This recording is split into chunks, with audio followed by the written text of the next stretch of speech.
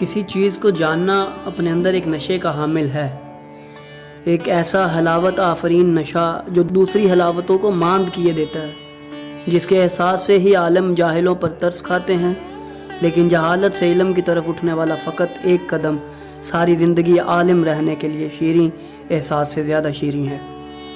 کبھی کبھی چاہتا ہوں یک لخت جاہل ہو جاؤں اور پھر علم کی جانب قدم بڑھانے کی لذت حاصل کروں۔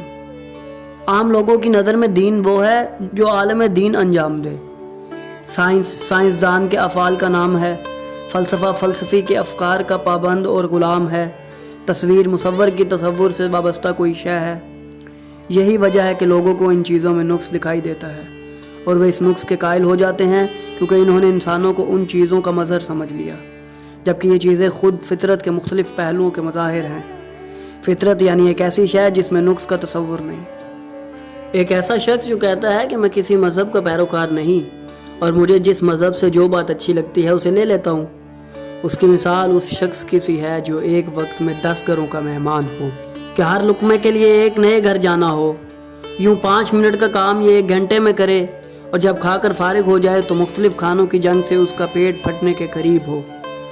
اب کون معقول آدمی ہے جو ایسے شخص کو ایک عقل مند شخص کہے گا؟ کچھ لوگ عوام کو افسانوں میں الجھائے رکھتے ہیں اور در حقیقت حقیقی مسائل کو حل کرنے کی اہلیت بھی نہیں رکھتے۔ یہ دھوکے باز طول تاریخ کے اکثر حکمرانوں کی صورت میں دکھائی دیتے ہیں۔ کچھ لوگ انہیں حقیقت کا آئینہ دکھا دیتے ہیں تاکہ عوام خود حقیقت کو سمجھ کر مسائل کو حل کریں۔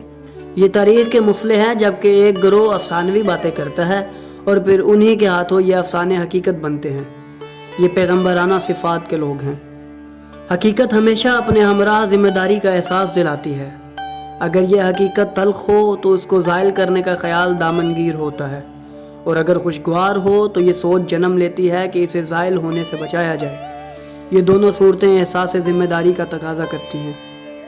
خواب اگر تلخ ہو تو یہ احساس فرحت بخشتا ہے کہ یہ حقیقت نہیں، اور خوبصورت ہو تو یہ اطمینان دیتا ہے کہ کچھ دیر تو حقیقت کی تلخی سے نجات ملی۔ جدید اسلامی معاشرے میں حقوق اللہ سے گریز کے جواز کے طور پر حقوق العباد کی اہمیت کو بڑھا چڑھا کر بیان کیا جاتا ہے۔ سوال یہ ہے کہ حقوق العباد کو اللہ کی خاطر انجام دیا جاتا ہے یا بندوں کی خاطر؟ اگر اللہ کی خاطر انجام دیتے ہیں تو پھر حقوق اللہ کے انجام آوری سے گریز کیوں، جبکہ وہ بھی حکم خدا سے خدا کی خاطر واجب قرار دیے گئے ہیں؟ اور اگر بندوں کی خاطر انجام دیتے ہو تو غور کرو، آیا غیر اللہ کے لیے انجام دیا گیا عمل خدا کے حضور قابل قبول ہوگا؟